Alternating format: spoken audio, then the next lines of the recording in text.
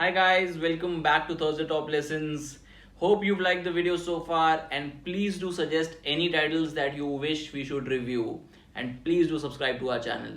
This week we're going to talk about a very interesting book, Red Notice by Bill Browder. It is a thriller, only it is a real life story. Before we begin, let's talk about this story in short. A communist family, a capitalist guy, goes to Russia, makes tons of money, and then eventually gets his lawyer killed and gets his visa barred and gets threats from all over Russia, and there is only one guy that he blames, Vladimir Putin. Here it goes. So let's get straight to the story. Who is Bill Browder? Bill Browder, born in a family of communists, his grandfather fought for the president of the United States on a communist ticket during the Soviet era. He said, in my family, if you weren't a prodigy, you had no place on earth. And he was so far off, academics in high school, but eventually it hit him hard. He said, I would put on a suit and a tie and become a capitalist. Nothing would piss off my family more than that. So eventually he went on to Stanford to study business and went on that usual path of a consulting and then eventually investment bank. He puts it very beautifully what Stanford or any other tier 1 institute does for you. He says that I realized that success at Stanford wasn't in doing well there, but rather just being there. So with this, he took his first step towards capitalism, consulting and then investment banks, but he eventually got drawn to his family history and was intrigued by opportunities in the Eastern Europe, the communist countries. First he went to Poland with his assignment with BCG and then eventually to Russia to set up his own fund, the Hermitage Fund. So what led to him creating his fund? He said he was working with Salomon Brothers. He wanted to tell everyone at Salomon that they were giving away money for free in Russia. That was the state of the companies there. He started by going to one of the guys telling him that there is a huge investment opportunity in the Eastern European market, but he said where is the advisory fees on that? He was shocked. He said he could not understand this could easily go up 100 times. Advisory fees? Was he serious? Who gave a shit about advisory fees? He then decided to set up his own fund. So in Russia, where was this opportunity exactly? So when at the end of the Soviet era, privatization was going to happen. So vouchers were given to the Russian population to participate in this privatization of the country. So what basically they had to do was take that voucher, go to the auction, exchange ownership of that company with the voucher. Simple, right? But no, this is Russia. He says these auctions were unlike any other. Since the buyers didn't know the price they were paying until the auction concluded, if only one person showed in the auction, the entire block of shares would be redeemed for that one voucher. This made it very ripe for corruption. So what people did, they prevented the public to participate in these auctions. He said there was a speculation that one of the companies blocked the roads to the auction ceremony by burning tires on that road so that people could not come to the auction. There was another company, a large oil company in Siberia, rumored to have been behind closure of the airport the night before the voucher auction. That was Russia. So in short, instead of 150 million Russians participating and sharing the spoils of mass privatization, Russia wound up with just 22 oligarchs owning 39% of the economy and everyone else living in poverty. But now, he was going to set up an investment firm in Russia that would have to do certain analysis before buying companies, right? So how do you do analysis in Russia? He says going after information in Russia was hurtling down the rabbit hole. Ask a question, get a riddle. Track a lead, hit a wall. Nothing was self-evident or clear. After 70 years of KGB instilled paranoia, Russians were careful to guard their information. Even asking a basic question about person's health could feel like asking to reveal a state secret.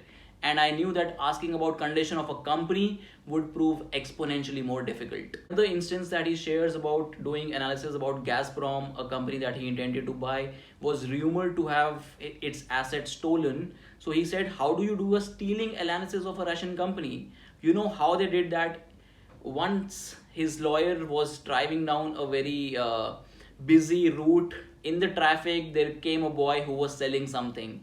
After pestering a lot, eventually he cracked down his window. He said, okay, what are you selling? He said, databases. He said, what kind of databases? You know, the kind of databases that were on offer on a street in CD-ROMs ranging from $5 to $25. It was mobile phone directories, tax return records, traffic violation, pension fund info, you name it, and it was there. Eventually, he bought one database titled Moscow Registration Chamber Database, which has all the information about the companies which helped them with this analysis of Gazprom. Post getting the databases, once they did the analysis on Gazprom, they found that the oil and gas reserves that had left Gazprom's balance sheet were equivalent to the size of Kuwait. You know, full-scale wars were fought over far less than that. After finding this, he started cracking down on mismanagement of the Russian oligarchs and tried to make neutral capitalistic markets for Russia and everyone, and in turn make huge returns. Now you may wonder why Vladimir Putin allowed him to do these things in the first place, cracking down on oligarchs. He said the answer for this is, for a while our interests coincided. When Putin became the president in 2000, he was granted the title of President of the Russian Federation, but the actual power of the presidency had been hijacked by the oligarchs.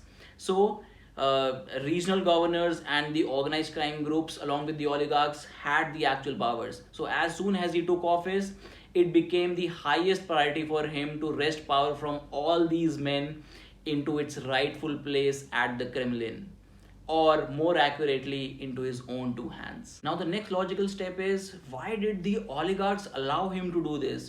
People were killed in Russia for far less. The answer to this is very simple yet complicated. He says that Russia is a country that lives on conspiracy theories. There are layers upon layers of explanations for why things happened, and none of them were straightforward.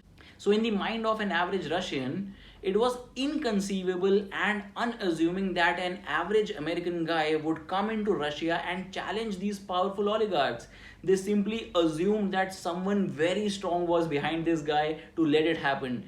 And it was, in their opinion, Vladimir Putin. Just because everyone thought he was Putin's guy, no one touched him. So far, everything was going good. His fund was reaping massive returns because the Russian companies were so undervalued at that point in time. And markets, he was taking on the oligarchs, so markets were correcting. But then eventually there came a crash. There was a risk of nationalization by the Russian government, and there was unrest in Middle East, in Lebanon. So this had a trickle-down effect on all the emerging economies. So here he shares a very interesting things about hedge funds. He says that strangely in hedge fund business, if you're down 30 or 40%, your clients will withdraw all their money and you will be shut down in no time. However, when you're down 90%, as Hermitage Fund was in 1999, most clients said to themselves, what the hell, might as well hold on to ride it out to see if it recovers. So that was how he stayed in business, but he took a resolve that he would make his clients' money back no matter what it took. He eventually got the money back and then some more. But now, as fate would have it, a twist came. An oligarch broke Putin's cardinal rule. The most popular theory that Khodorkovsky had broken Putin's golden rule. Stay out of politics and you can keep all your ill-gotten gains. He broke that, and each of his team members were sentenced to 9 years in prison. Since this was all about symbolism of Putin's power, Putin did something unprecedented. He allowed television cameras inside the courtroom to film Russia's richest man as he sat silent in the courtroom cage.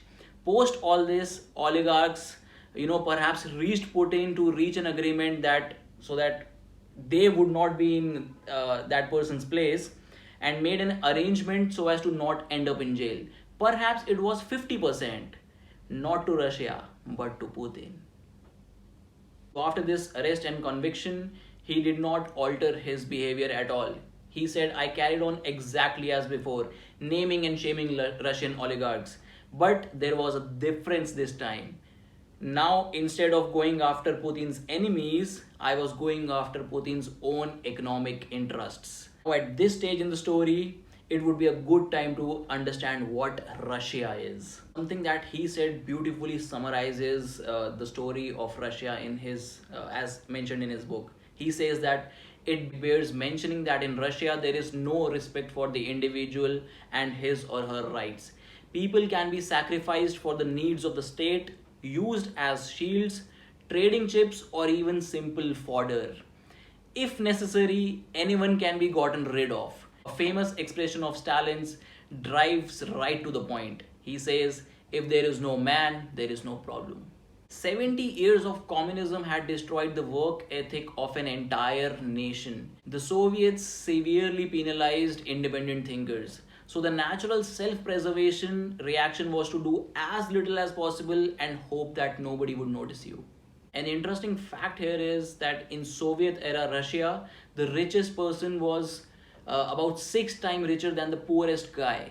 However, by the year 2000, the richest person in Russia was 250,000 times richer than the average Russian. Now, to drive this point home, something unique happened. He was flying back to London, something that he did every other weekend, and he was detained for 15 hours at the airport. His passport was taken and he was simply detained without any answers.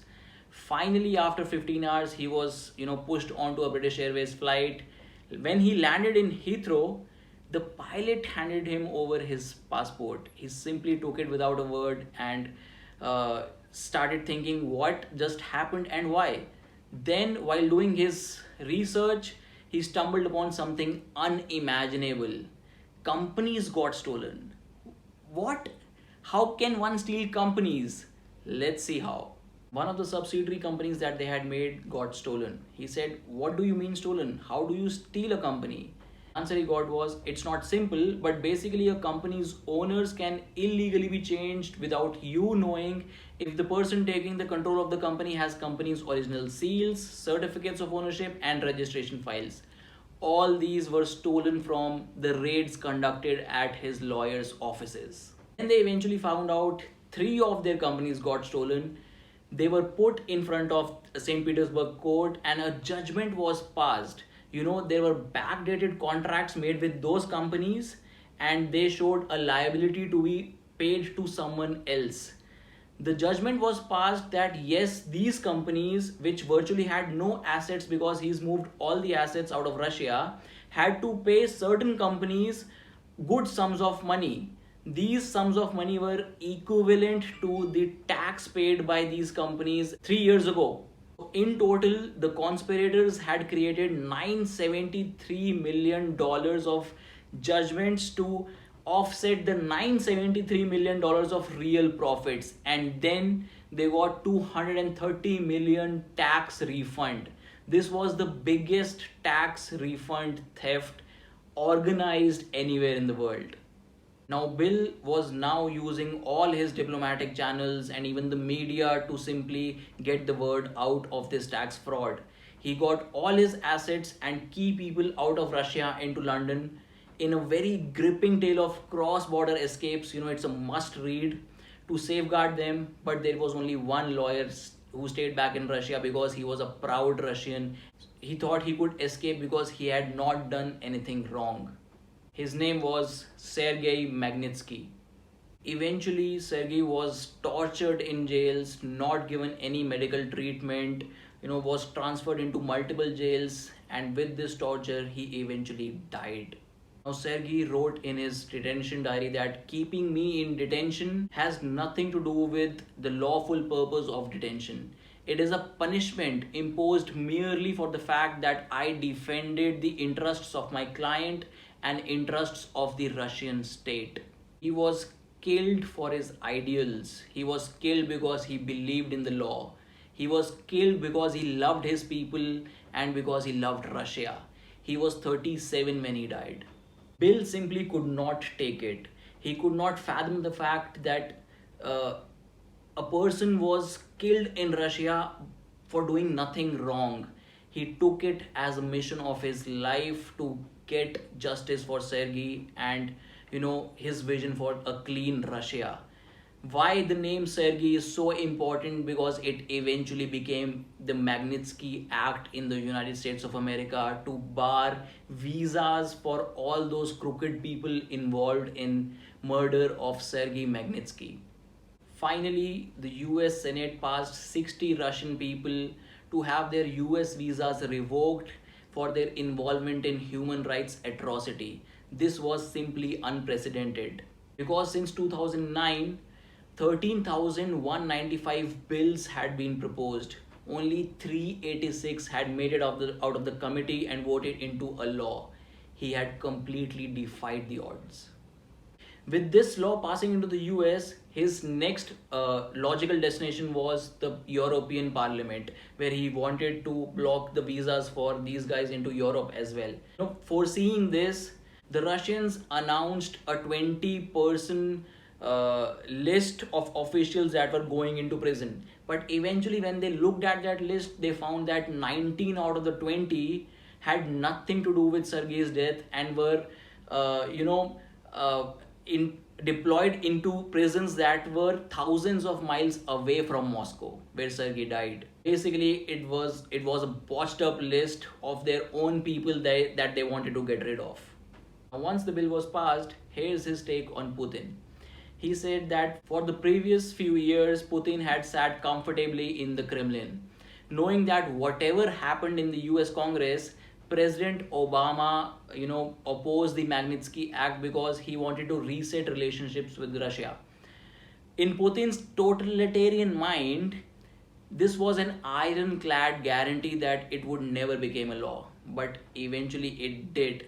Putin backfired on this by introducing a law in Russia banning US citizens to adopt Russian children. This impacted Russian children who would receive better lifestyle and medical care in the United States, but Putin did not care. He says that this whole affair cost Putin something much dearer than money: his aura of invincibility. Humiliation is his currency. He uses it to get what he wants and put people in their place. In his mind, he hasn't succeeded until the opponent has failed, and he can't be happy until the opponent is miserable. In Putin's world, the humiliator cannot, under any circumstance, become the humiliatee. Yet, this is precisely what happened in the wake of the adoption ban. Finally, when we see the story of a guy in the peak of pure capitalistic hedge fund moving into transitioning into human rights activism in both US and Europe, fighting for justice in the communist led world. He says that I am no braver than anyone else and I feel fear as much as the next person. But what I've discovered about fear is that no matter how scared I am at any particular moment, the feeling doesn't last. After a time, it subsides.